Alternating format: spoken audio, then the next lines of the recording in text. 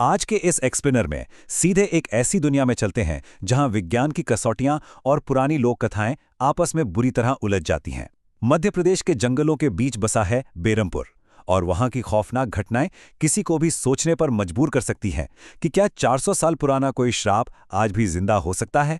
चलिए इस रहस्य की शुरुआत बिल्कुल वहीं से करते हैं जहां से इस खौफ का जन्म हुआ था। जरा कल्पना कीजिए, मध्य प्रदेश के घने सुनसान जंगल और उनमें गूंजती हुई एक भारी रहस्यमयी आवाज, बम बम बश, बम बम बश। ये कोई आम मंत्र नहीं था, ये ऐलान था खूंखार निशिर-मोलों के आने का। सदियों से इस नाम ने बेरमपुर के लोगों की रातों की नींद उड़ा रखी थी। कहा जाता था कि अंधेरे में गूंजती ये आवाज सिर्फ एक आहट नहीं, बल्कि साक्षात मौत का पैगाम है। अब उस दौर में जिंदा बचने के कुछ बेहद सख्त नियम थे। निशिर मोलो का खौफ ऐसा था कि वो सिर्फ शनिवार की रातों को ही अपना शिकार ढूंढने निकलते थे। ये 4 खौफनाक लोग थे जो अपने कंधों पर एक भारी रहस्यमयी ताबूत उठाए चलते थे और लगातार उस सम्मोहक मंत्र का जाप करते रहते थे। और सबसे भयानक नियम, अगर किसी भी इंसान की नज़र गलती से भी उन पर पड़ जाए तो उसका बचना नामुमकिन था। और ठीक इन्हीं नियमों को हल्के में लेने की भूल कर बैठा मदन नाम का एक लड़का। उसके पिता ने उसे शनिवार की रात बाहर जाने से बहुत रोका, चेतावनी भी दी, लेकिन वो नहीं माना। जंगल के बीचों बीच जब मदन को वही भारी कदमों की आहट और बम बम बश का मंत्र सुनाई दिया तो घबराहट में वो झाड़ियों में छिप गया। लेकिन उसने छिपकर भी उन्हें देखने की जो गलती की वो उस पर भारी पड़ गई। देर रात जब उसके पिता उसे ढूंढते हुए एक बरगद के पेड़ के पास पहुंचे तो मदन की हालत पत्थर जैसी हो चुकी थी। उसके चेहरे पर ऐसा खौफ जम गया था मानो उसने कोई ऐसा भयानक मंजर देख लिया हो जिसे इंसानी दिमाग बर्दाश्त ही नहीं कर सकता। खैर, ये तो बात हुई एक पुराने खौफजदा गांव की, लेकिन कहानी में एक जबरदस्त ट्विस्ट तब आता है जब हम 400 साल पुराने इस खौफनाक बेरमपुर से सीधे आज की मॉडर्न दिल्ली की एक हाईटेक रिसर्च लैब में पहुंचते हैं। एक तरफ जहां अंधविश्वास और श्राप का साया है, वहीं दूसरी तरफ तर्क, विज्ञान और डेडलाइंस हैं। लैब में मेघना और इशिता नाम की 2 रिसर्चर्स दिन रात काम कर रही हैं।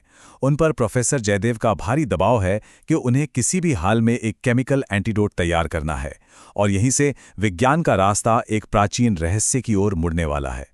रिसर्च के इसी भारी तनाव के बीच इशिता के हाथ एक बेहद पुरानी धूल फांकती हुई किताब लगती है, और इस किताब में जिक्र था मृत्युंजय अमृत का।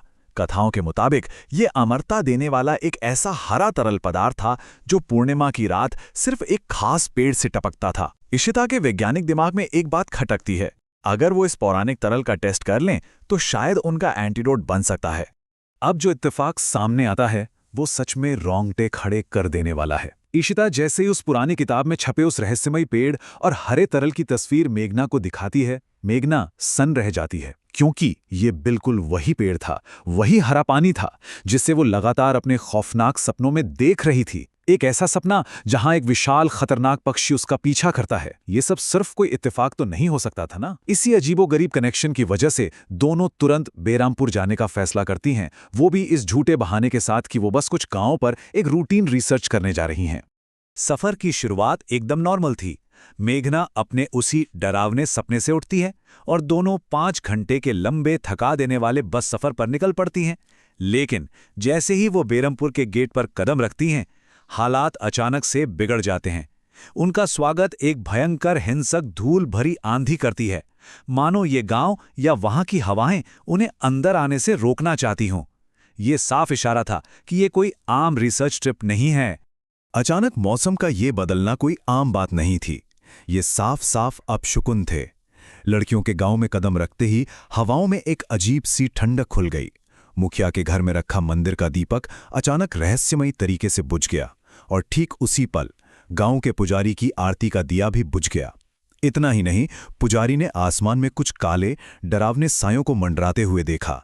ये सब बता रहा था कि शहर से आई इन अजनबियों ने अनजाने में ही किसी ऐसी चीज को जगा दिया है जो सदियों से गहरी नींद में थी।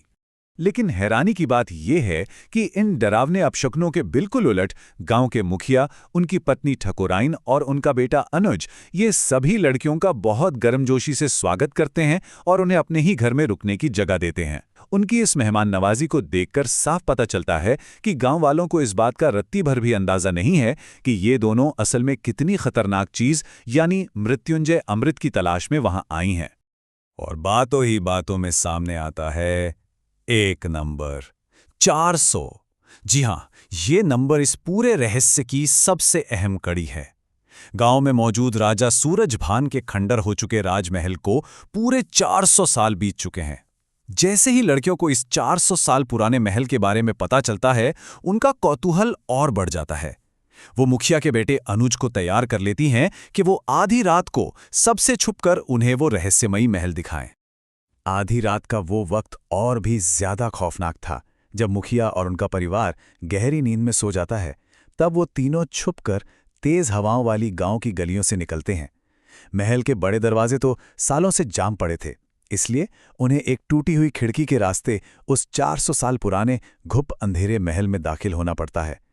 अब वो गांव की सुरक्षित चारदीवारी से बहुत दूर, पूरी तरह से अनजान खतरे के बीच थे। महल के अंदर कदम रखते ही एक अजीब सी घुटन महसूस होती है। मेघना को अचानक ऐसा लगने लगता है जैसे वो इस जगह को पहले से जानती है, एक बहुत गहरा देजावू। और तभी उन खाली वीरान गलियारों में किसी के भारी जूतों की आवाज़ें गूंजने लगती हैं, लेकिन वहां उनके अलावा कोई और इंसान था ही नहीं। ये आवाज़ें सीधे तौर पर मेघना के उस डरावने सपने और उस खंडहर के बीच एक खौफनाक रिश्ता जोड़ रही थीं। और ठीक उसी वक्त बाहर गांव में दहशत फैल जाती है। हवाओं में फिर से वही 400 साल पुराना खौफनाक मंत्र गूंजने लगता है। गांव का पुजारी बदहवास होकर मुखिया के पास दौड़ता है और कांपते हुए कहता है, निशिरमोलो, वे जाग गए हैं। इस एक वाक्य ने पूरे गांव को पल भर में वापस उसी खौफ के अंधेरे युग में धकेल दिया, जिससे वो सालों से बचने की कोशिश कर रहे थे। अब वो पुरानी कहानी एक खौफनाक हकीकत बन चुकी थी। जंगल के किनारे तेज हवाओं के बीच संपत और कप्तान नाम के दो जुआरी ताश खेल रहे थे। अचानक अंधेरे को चीरते हुए 4 खूंखार आदमी उनकी तरफ बढ़ते हैं, जिनकी आंखें लाल चमक रही थीं। उनके कंधों पर वही ताबूत था और होठों पर वही प्राचीन मंत्र। और इससे पहले कि वो जुआरी कुछ समझ पाते, वो रहस्यमयी ताबूत उनके ठीक सामने एक जोरदार झटके के साथ खुल जाता है। ताबूत के खुलते ही जंगल से एक ऐसी दिल दहला देने वाली चीख निकलती है जो पूरे बेरमपुर में गूंज जाती है। और सबसे चौंकाने वाली बात, बिल्कुल उसी सेकंड, जी हां, ठीक उसी सेकंड महल के अंदर मेघना, इशिता और अनुज के सामने भी एक रहस्यमयी बंद दरवाजा जोरदार आवाज के साथ खुल जाता है। समय की दोनों धाराएं यहां आकर एक साथ टकराती हैं। जंगल में खुला वो ताबूत और महल में खुला वो दरवाजा। तो अब सवाल ये उठता है कि ये निशिरमोलो आखिर हैं कौन? उस ताबूत के अंदर ऐसा क्या था जिसने उन जुआरियों की जान निकाल दी? और सबसे बड़ा रहस्य, एक मॉडर्न शहर से आई मेघना का उस 400 साल पुराने मृत्युंजय अमृत और उस खंडहर से क्या कनेक्शन है? ऐसा लगता है कि आधुनिक विज्ञान की एक खोज ने अनजाने में ही एक बहुत बड़े श्राप को फिर से आज़ाद कर दिया है। ये कुछ ऐसे सवाल हैं जो हमें सोचने पर मजबूर करते हैं कि क्या कुछ रहस्य हमेशा के लिए दबे रहें तो ही बेहतर है। इस एक्सप्लेनर में हमारे साथ जुड़ने के लिए धन्यवाद।